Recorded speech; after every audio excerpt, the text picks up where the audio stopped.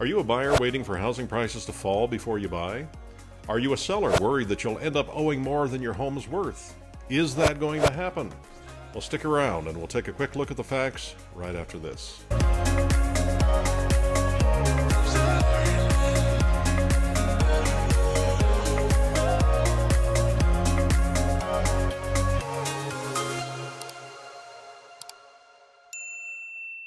Hello everyone, Roger Kelly with the Kelly team of New House Real Estate based in beautiful Fort Collins, Colorado. You know, we help people just like you buy and sell Colorado every day. So, is it realistic to expect housing values to crash? You know, there are three things that we should examine to answer that question. The first thing is, are there enough homes available for everyone who wants or needs one? Now, let's look at the United States as an example. Tracking tells us that there are 2.1 million households being formed this year, but there are only 1.4 million homes scheduled to be built. And of that 1.4 million homes, it includes around 100,000 replacement homes needed typically every year, leaving a net of about 1.3 million homes available for the 2.1 million households to buy. In short, that means that at least 800,000 new households are going to struggle to find a place to live each year. And that's in addition to the ones still looking for homes from last year and those who will be entering the market here in the next few months for next year. Of course, that's the national outlook, but what about Denver Metro and northern Colorado? The May 2023 report on Colorado's housing affordability from the Common Sense Institute said this. To cover the 2022 deficit and new demands for housing due to population growth by 2028, from 156,000 to roughly 226,000 new housing units need to be built to erase the estimated deficit. It went on to say that that would require from 25,000 to just over 37,000 additional permits per year. Well, are we on track for that here in Colorado? The report finishes with this comment. It says currently in the Denver metro area, there is a projected deficit of from 4,900 to over 16,500 permits for 2023. Well, what if we go further north? What about someplace like Fort Collins? Well, that same institute, the Common Sense Institute report for September of 2023 on Fort Collins housing affordability said this. Approximately 1,580 to 2,197 permits are needed annually through 2028 to close the city housing supply deficit and meet the demands of future population growth. The article, or report rather, went on to say that based on permit data through June 2023, Fort Collins is projected to be between 395 and 1,013 permits short of the required annual amount to close the deficit demand by 2028. So based on this, what's the answer to the first question? Are there enough homes available for everyone who wants or needs one? Well, unfortunately, the answer is a resounding no. The second thing we should really look at is what drives home values. And, you know, honestly, you already know this. The answer is, of course, supply and demand. When supply exceeds demand, prices tend to come down. The third thing we want to look at is, well, can people simply refuse to buy homes maybe in protest over high prices? Well, I suppose in the short term, perhaps that would work, but not in the long term. People can live without a lot of things, but shelter isn't one of them, and people will go to extraordinary lengths to meet their needs and those of their loved ones, regardless of what the cost ends up being. That means the demand for adequate housing will always be a thing, and prices will continue to go up and stay up unless and until supply meets or exceeds the demand. Well, unfortunately for many, there's no indication that supply is going to meet the demand anytime soon. This lack of supply in the face of overwhelming demand supports the argument that there will not be an appreciable decline in home values for the foreseeable future. The evidence shows that there are simply too many people needing homes and too few homes to meet that need. So if you're waiting for prices to come down before you buy, you might want to reconsider. Now, I understand that rates are higher than any of us would want, but even with the higher rates, homeownership can really pay off if you can figure out a way to get it done. Take a look at this chart from Case Shiller on the historical increases in housing valuation. It's a fascinating study on homes. Home values have risen 75 of the last 81 years. They've temporarily gone down 7 times, and they've stayed flat once. Now, yes, everyone points to this section in the 2007 to 2011, what we now call the Great Recession, when prices did fall. And that's what people point to when they say, well, they're going to experience that again. But will we? Why did home values fall in the first place back at that time? And is today the same, or is it different? Well, let's look at what was happening back then. The first thing that was happening is in the early 2000s, lending standards were loose. As Barry Habib, the CEO for MBS Highway, likes to say, if you could fog up a mirror or had a pulse, you were approved for a mortgage.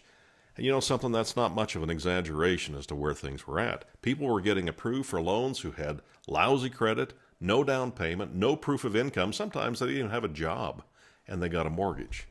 Well, lots of people were approved for mortgages that they never should have been approved for.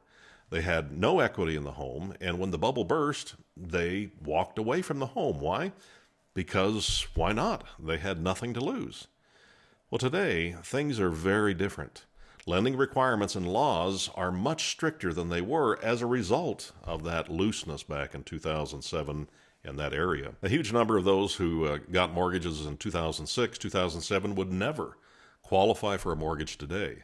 Those who are approved for mortgages now have to prove that they're able and willing to pay back their loan. Now, how is that for a concept? These changes in laws have directly benefited the market. As we can see, the number of foreclosures are much lower today than they were back then. And two, unlike 2007 when most had little to no equity in their home, today it's quite different. The average homeowner carries around $249,000 in equity. And I'll tell you right now, nobody is going to walk away from that much equity when they can easily sell their house instead. The second thing that happened during that period of the Great Recession was that there were 2 million homes built in 2006, but there were only 500,000 households formed. Today, things are again quite different. Instead of 500,000 new households, there are 2.1 million new households forecast for this year. Things are also different today in that along with the record low household formations, there were 4 million homes available for purchase at the beginning of 2007. That's the most that we had had at any other time in history. That caused the supply to far exceed the demand. And what happened? Well, true to form, you get the supply exceeding the demand, the home prices fell. Well, today there are just over 1 million homes available, but there's a catch to that. Of those million homes or so that are available today, 40% of them are already under contract. So that leaves just around 600 to 650,000 homes available compared to 4 million back then. Quite a bit different. And added to that, in 2007, the population of the United States was 301 million. Today, it's 335 million.